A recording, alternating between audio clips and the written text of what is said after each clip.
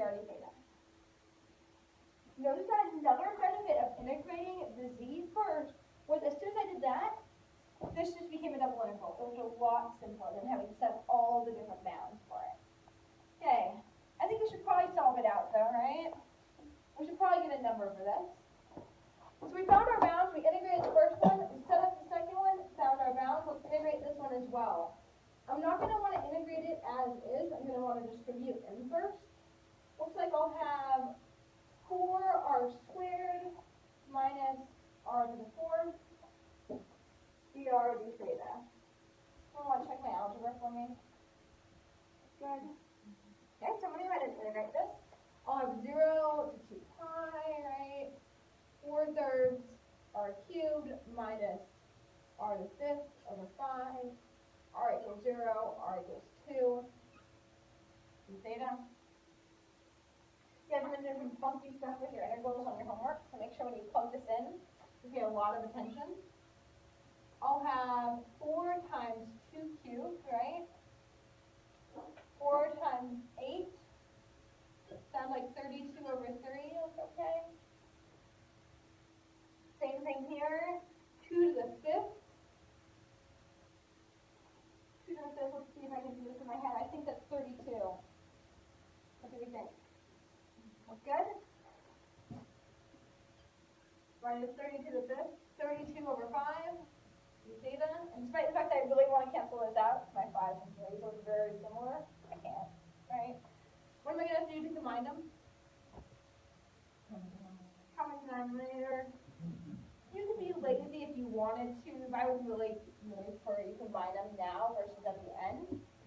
So I'll take 32 times 5, which will be 160, I believe. Let's check it. Over 15 minus 96 over 15. D theta. And definitely someone check that.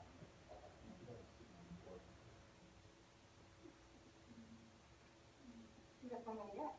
Because we have 532 on the left side and 632? Oh, look at you. So what are we telling me is I'm right? Which is what I want here. So. Okay. Are we okay with combining the fractions? Yeah. It's fantastic. So now I only have all I really have to do now is magic. Is go ahead and integrate this, right?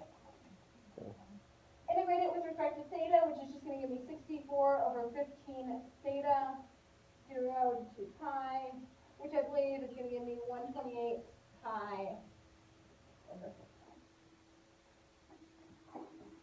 Why does it make sense that when I find this volume that's got pi in it? Because there's cross sections that were circles, right? Questions on how we did this? No? There's one period to do one problem, so that was good. What I want to do really quickly before we get out here is just talk about one other thing we can do with these. So when we go ahead and when we integrate them, it is totally okay for us to look at the inside and then the outside as two separate ones. One of the problems we're going to run into is when we already have it set up.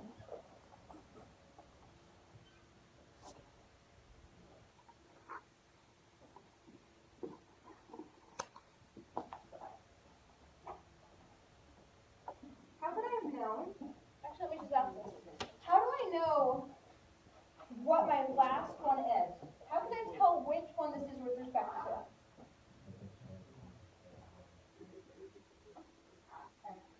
I'm looking at these, right? I'm thinking, you know, it looks like it's going to be X. Well, if that one's X, how can I tell this is Y? This one's got a Y in it, right? So this would have the Y one, which means this one would have to be DZ, right? Okay? Notice I can't switch to DZ into DX, because if I integrate with respect to X here, there'd be an X left in later on. What we're going to be talking about next time is changing the order of our bounds. That is, can I rewrite this where actually I'm integrating with respect to